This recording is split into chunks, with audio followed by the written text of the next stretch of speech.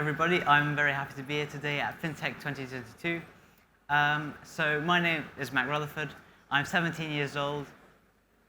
And on the 24th of August this year, I became the youngest person to fly solo around the world. But that is not when my journey started. I've been flying my entire life, but at the age of 7, I for the first time held the controls of an aircraft. The initial fear I felt quickly subsided, and what was left was a sense of wonder for the skies. This wonder continued, and by the age of 11, I started flying more and more often with my parents, with my passion for aviation growing. At the age of 14, I started studying in between lessons for my pilot's license, and at the age of 15, I became the world's youngest pilot. Thank you very much. This, however, did not quench my thirst for aviation, and by the age of 16, as my sister Zara Rutherford was ending her journey to become the youngest woman to fly solo around the world, I decided that I too wanted to fly around the world. For this, though, I needed to prepare. So for this, I had to find a sponsor. I needed to find a route. I needed to find an airplane. But also, I needed to prepare myself for such a big challenge.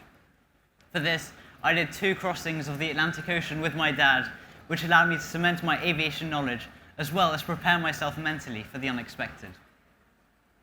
Then, 6 months later, after having made that fateful decision, I set off on my world record attempt from Sofia, Bulgaria. But today, I don't want to talk to you about a single journey. Today, I want to talk to you about a tale of 2 journeys, a physical and a mental journey. As I was flying through, my physical journey was the actual aviation experience. It's the flying through valleys, flying over mountains, crossing through deserts, and flying over rivers. But my mental journey is one we can all relate to. It's the ability to push through when it's difficult, to go through the ups and the downs, to have a goal and try and achieve it. And so I'm trying to show that you should all follow this goal and keep going. And then finally, there was a sense of a leap of faith. When I left on the 23rd of March, I wasn't sure if I was going to be able to finish my journey, but I knew that this was my dream, and I wanted it to come true. And I was going to do what it took to make it happen. And that I was prepared to fail to strive for success. A question I'm often asked is how I did my navigation and my communication. And actually, very simply, quite a lot of it was done with my phone. With my phone, I was always able to know where I was, and I was always able to communicate via satellite, linking it to an Iridium Go, to my ops team, which allowed them to constantly give me flight information as I was flying, and also allowed me to help me along in terms of weather and other such things. From the depths of the Sahara Desert to the ice caps of Greenland, I was faced with challenges I could never have expected. But my greatest challenge came from the crossing of the Pacific Ocean. 2,600 kilometers of open ocean in a single-engine, single-seat microlight, smaller than the average car. This was going to be my greatest challenge. And today, I want to focus on this flight. I was 4 months into my journey, having crossed through some of the most difficult terrain on Earth, including the Sahara Desert, the war zones of South Sudan and Myanmar, as well as the monsoon season of India. But here in Kushiro, northern Japan, I would face the greatest challenge of my journey, if not my life. Here in Kushiro, I would have to try and cross the Pacific Ocean, flying a 10-hour flight to ADAC in the US. When I went to bed that night, on the 29th of July, I was extremely stressed. And the preparation I had made for this flight did not help me at all. In fact, it did the opposite.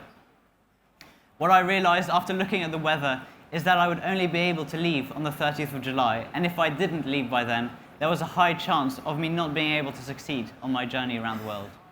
This was because, as time was getting on, the days were getting shorter and shorter, and the weather was bad for as long as it could be forecast. And by the time I would finish my 10-hour flight, it was likely to already be nighttime in ADAC, and I'm not able to fly at nighttime in my tiny aircraft. Therefore, I had to take this chance if I wanted to make my dream come true. Next day, I wake up and I look outside, and I see a pilot's nightmare unfold in front of me: fog. As long as the fog remains, I will not be able to fly. But all I can do for the moment is wait. 4 o'clock in the morning, fog. 5 o'clock in the morning, fog. 6 o'clock in the morning, fog. 7 o'clock in the morning, finally, an hour before my planned departure, the fog lifts, and I'm able to see the blue skies above. But this is only the start of the day.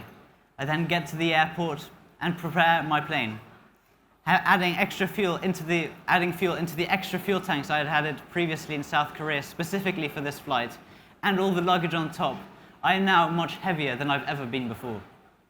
But knowing that if I stay calm, concentrate, and make sure that everything else is okay, I will be able to fly at this weight. But the biggest challenge I will face throughout this entire flight is to do with daylight and fuel. On this 10-hour flight, I have to try and prioritize whether I want to save as much fuel as possible or daylight. By the time I get to the US, it'll be very late, and I need to make sure that it's not nighttime. So we calculated that to do this, I need to take off before 8:20 in the morning. But the airport only opens at 8 o'clock in the morning. So I have a 20-minute gap in which I have to take off, or else my journey might be scrapped. At 7:45 in the morning, I taxi to the runway and wait. At 8:02, I go full throttle and power down the runway. My airplane struggles into the air, and soon the ground beneath me is replaced by the oceans as I go out into the distance. To begin with, I have quite a nice tailwind which brings me along nicely. But as time passes, this is soon replaced by a headwind, which becomes stronger and stronger. Headwinds are a big problem in aviation, as it means I'm flying slower at the same fuel usage. This means that not only will I get to my destination later, I'll also use more fuel doing it. Over time, at 6 hours ahead, I'm looking at it, and it's seeming like I'm not be able to get to ADAC in time for daytime. I only have one choice I can do: an emergency landing. I decide that the airstrip I will land at is Attu Island, but this will not be simple. Not only is Attu Island still 4 hours away, it is also an uninhabited island in the middle of the North Pacific. It is the last island of the Aleutian chain and prone to very bad and unpredictable weather. But it is my best option. I continue going, and the headwinds are getting stronger and stronger. And then finally, at 8 hours in, having consulted with my ops team over satellite, I suddenly realized I might not even be able to make it to Attu Island in time for night. Here is where there's a clear shift in my priorities. I suddenly decide that instead of trying to preserve my fuel, I must now go full power to get to the Attu before nighttime. This is a race against the clock.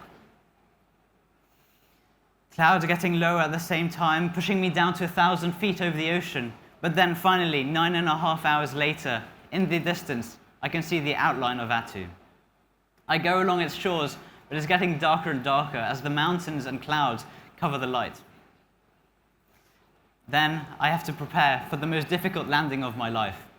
I have to try and land on a small mountainous island in the middle of the North Pacific when it is dark, raining, and there are low clouds, and there are no runway lights.